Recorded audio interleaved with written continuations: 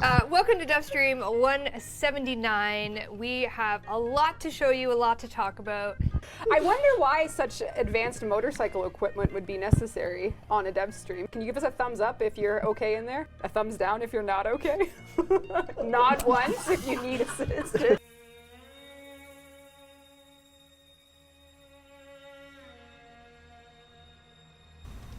I'm glad that we understand one another. TennoCon is going to be the big 1999, reveal, and a lot taking another very iconic character of Mag and finding a way to integrate all of our look. So here we have maybe a teal and orange version of the Atomicycle, just playing around with the vibes.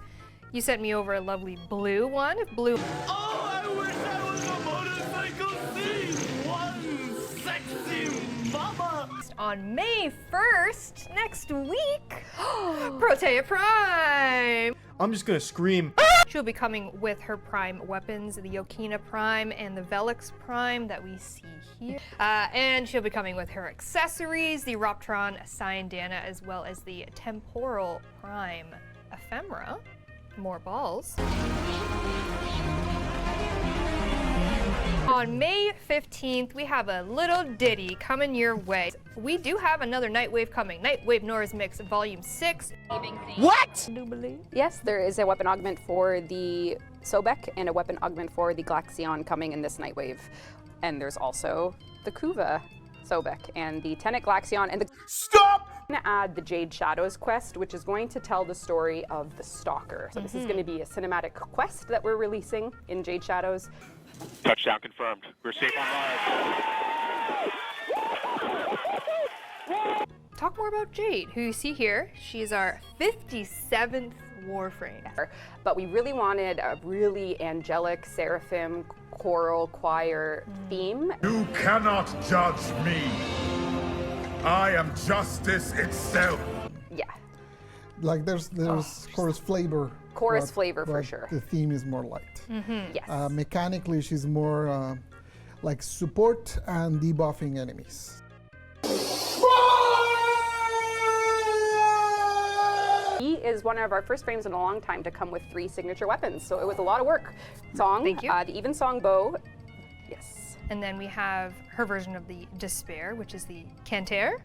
And then her version of the Hate, which we're calling Harmony. So Harmony is her scythe. Mechanically, they have an interesting thing that each one has like their own little. If you do something, you get a buff. But if you get all 3 at once from either you or from allies that have the weapons on the squad, you get an extra boon. Captain Planet, motherfucker. And it would be unfair if the Stalker didn't get anything. It was important that we got a piece for Stalker, like how does Stalker get from point A to B. Of course, the Stalker uses Terror, a landing craft skin that is coming in Jade Shadows. So if you want your landing craft to look like this, you can play the Jade Shadows update and get your hands on Terror. It needs to look like he got an fender bender with a Lizette. Oh, he's a bad driver? He's a bad driver. Oh. This Jade Shadows quest is Stalker getting his G1 license. Yeah, this is... So Operation Belly of the Beast is a clan operation coming after the Jade Shadows update. So the update will come out. We'll have this operation live the same day, TBD on exact times, but this is going to give you an opportunity to get a little bit more narrative out of the update, as well as some cool rewards. Jade Shadows will have a nice juicy handful of quality of life thing. Korvek's Containment Wall Augment, Dagoth Grave Spirit Augment, and Sevagoth Soul Augment. And I've seen a few posts thinking that now we're going to do 10 forever. That was just a one-time thing. It was kind of crazy. We'll never get anything done. Just because last year we were pretty slow on augment, so because of that we did a lot at the start of this year. But yeah, we're back to our 4 at a time. Oh my goodness! We're Okay. going to What am talk I doing? about the enemy scaling and status effects Oh, rework. God. This is where we get to Okay, sit back. let's preface this with please pay attention.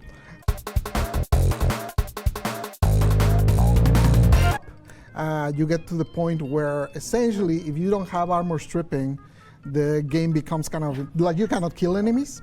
Now they will have a cap as a maximum armor that they can have.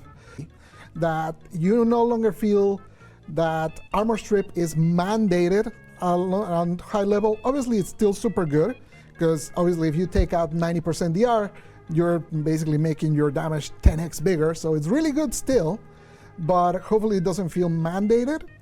And also, partial armor strip now should be more viable. So we have 13 types of skin types. We just think it's so complicated that no one engages with it. So instead of making it, each damage type has a multiplier for all of those skin types, now it's going to be per faction. So essentially, you'll have, for example, the Grineer are now going to be vulnerable to, and this again is all changing, but you know, something like corrosive and slash. Let's just say those two. So now Grineer, everywhere in the game, they're always vulnerable to those two. So instead of having to learn this in the codex and memorize it and all that, now when you go to a star chart and you hover over a node, it'll suggest you which ones they're strong to. Very based, Cold will now fully freeze enemies, and when it reaches the full freeze at full stacks, you'll see like a visual effect change of them being totally frozen, and the critical damage bonus gets doubled when you reach that max. All right, everyone, chill. And finally, Blast. I'm actually going to talk the least about that, even though it's the one that's changing the most, just because we basically have tried quite a few things and we're still changing things. So I don't want to promise anything right now, because we are going to change. It's definitely going to change, but it's going to be Blasty. You know, that's it. That's a design job done. Blasty blast. Blast. All right. Any closing words, my friends, on Devstream 179? This first half of it was a blur. A complete like a blur. fever dream. My man. Nikita, thank you for being here. This was completely voluntary. There's no gun being pointed at me right now. Correct. Correct.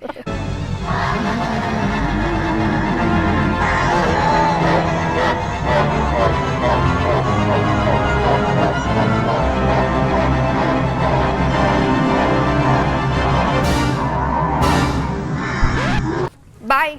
Peace and love. Bye-bye. Peace and love. Bye.